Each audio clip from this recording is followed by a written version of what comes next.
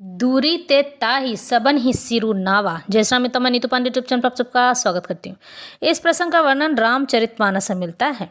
इस प्रसंग में जो प्रकृति देवी हैं वो वानरों को फल और जलपान कराती हैं। उसके बाद श्री रघुनाथ जी से मिलने जाती हैं।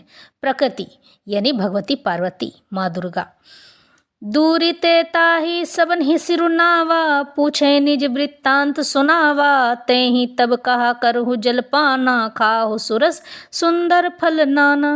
मज्जनु किन्न मधुर फल खाए, तासु निकट पुनि सब चली आए। ते ही सब आपनी कथा सुनाई, मैं अब जाब जहाँ रघुराई।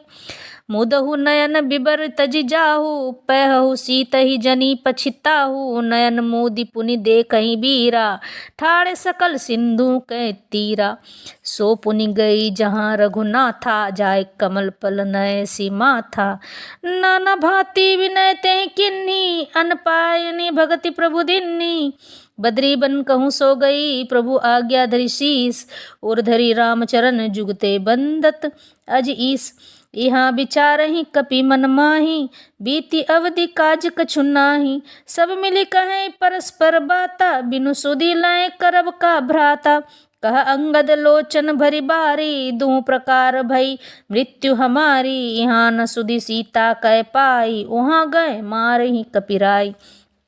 तब दूर से ही उसे सिर नवाया और पूछने पर अपना सब वृत्तांत वानरों ने कह सुनाया। प्रकृति देवी तब उसने कहा, जलपान करो और भांति भांति के रसीले सुंदर फल खाओ। आज्ञा पाकर सबने स्नान किया, मीठे फल खाए और फिर सब उसके पास चले आए। तब उसने अपनी सब कथा कह सुनाई और कहा, मैं अब वहाँ जाऊंगी जहाँ रघुनाथ जी हैं। तुम लोग आंखें मूंद लो और गुफा को छोड़कर बाहर जाओ। तुम सीता जी को पा जाओगे, पछताओ नहीं, निराश न हो। आंखें मूंदकर फिर जब आंखें खोली तो सब वीर क्या देखते हैं कि सब समुद्र के तीर पर खड़े हैं, उनके समुद्र किनारे खड़े हैं।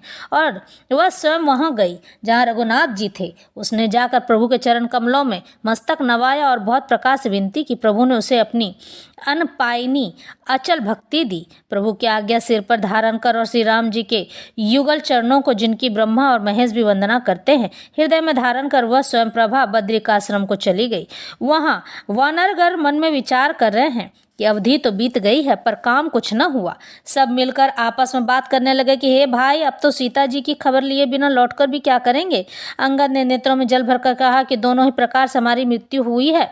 यहाँ तो सीता जी सुध नहीं मिली और वहाँ जाने पर वानर राज सुग्रीव हमें मार ही डालेंगे। इस प्रकार से वानर बड़े दुखी होते हैं। तो यह प्रसंग यहीं समाप्त होता है।